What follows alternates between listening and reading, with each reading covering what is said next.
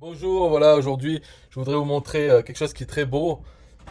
C'est la séparation des sections dans System IO ou dans d'autres outils, mais avec des vagues. Alors c'est beau, surtout des vagues avec de l'eau, comme une image de l'eau. Parce que là, je sais pas si vous entendez, mais il y a des travaux à côté. Et ça, c'est les enculés qui font les travaux, qui font du bruit. Alors pour se relaxer, voilà ce que je propose de faire. C'est facile et c'est beau, c'est reposant, c'est des vagues. Voilà ce que ça donne. Donc là, on voit qu'il y a une section, donc c'est une image ou autre, et puis ça part vers le blanc qui est très calme.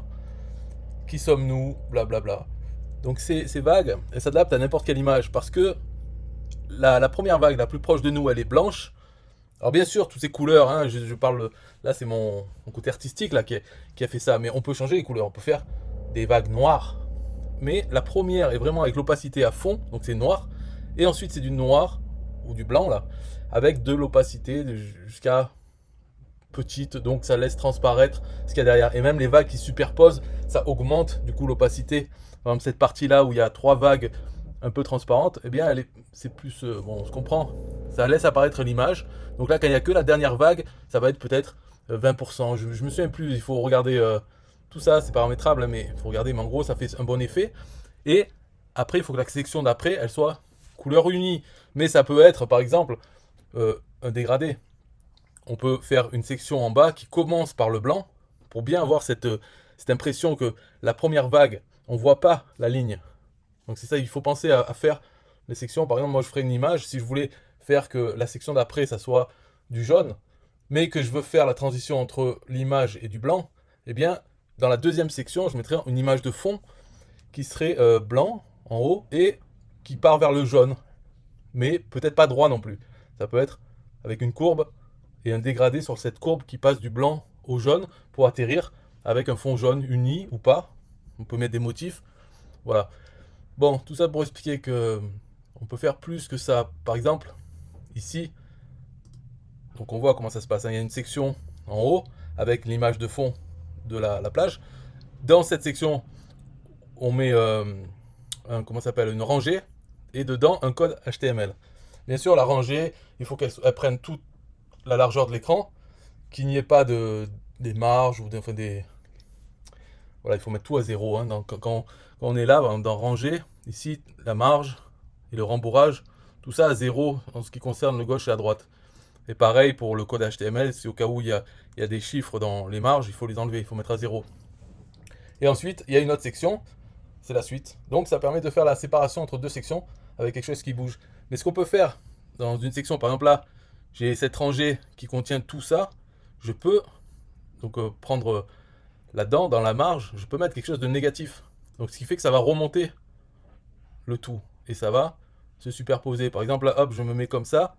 On voit que, voilà, le texte, en fait, c'est-à-dire que la rangée qui est dans la section d'après, on la remonte en mettant une marge négative ici. Ce qui fait l'effet comme ça. Donc ça pourrait être une image transparente avec PNG. Ça fait que, voilà, on a ça, cet effet, qui est pas bon d'ailleurs ici. Ouais, là on voit que c'est pas bon en fait. Il faut pas faire ça. Parce que la première vague passe par-dessus. Donc il faudrait oublier cette histoire. Ou bien jouer avec. C'est vrai que dans l'éditeur, ça se passe bien. Mais ensuite, ça se passe mal.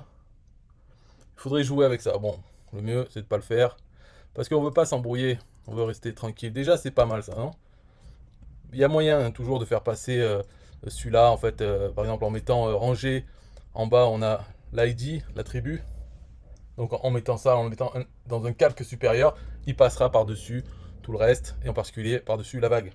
Ou on peut mettre dans la vague, mettre un index un peu plus bas.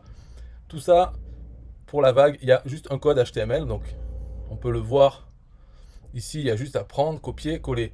Donc je l'ai mis dans ce site, la Pastebin. Donc ici, on voit pour les couleurs, ça se passe là-dedans, là, dans fill, ça veut dire remplir. Et là, il faut regarder sur internet, mais RGBA, en gros, RGB c'est rouge, vert, bleu. Donc les valeurs là pour le rouge, vert, bleu. 255, ça veut dire tout est à fond, ça fait du blanc. Et le A, c'est pour alpha. Donc là, on voit, bon, la première vague, elle est là en bas. Donc elle est à fond. L'opacité est à 1. Et les autres, par contre, c'est 70%, 50%, 30%. Donc on peut jouer avec ça, avec les couleurs. Ici, on voit le fil. Ce n'est pas la même chose, mais on pourrait très bien. En fait, peut-être je vais le changer là. D'ici que vous arrivez à ce code, j'aurais changé, j'aurais mis RGBA. Je mettrai tout en RGBA ici. Ça, c'est la même chose. Ça veut dire du blanc avec opacité à 1. Mais c'est une autre façon de l'écrire. Plus simple, mais qu'il n'y a pas, l'alpha, le calque. Donc, il n'y a que ça à changer. Après, l'animation pour la vitesse des vagues et tout ça, bon, vous pouvez toujours changer ici. Il y a une règle CSS pour la version mobile.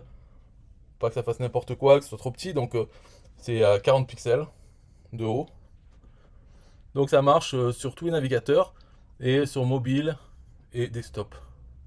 Donc, dans la vidéo, dans la description, vous avez un lien pour aller chercher ce code et le copier-coller. Je ne sais pas si j'ai oublié d'expliquer quelque chose. En gros, hein, le plus important, c'est de mettre ce code HTML et de ne pas avoir de marge. Et les autres choses, je ne sais pas ce qu'il y a d'autre d'ailleurs. Enfin, comment ça s'appelle? Les marges et rembourrage. Donc il ne faut pas en avoir en bas et à gauche et à droite.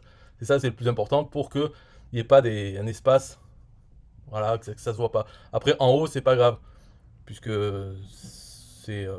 voilà, ça fait partie de la section en haut.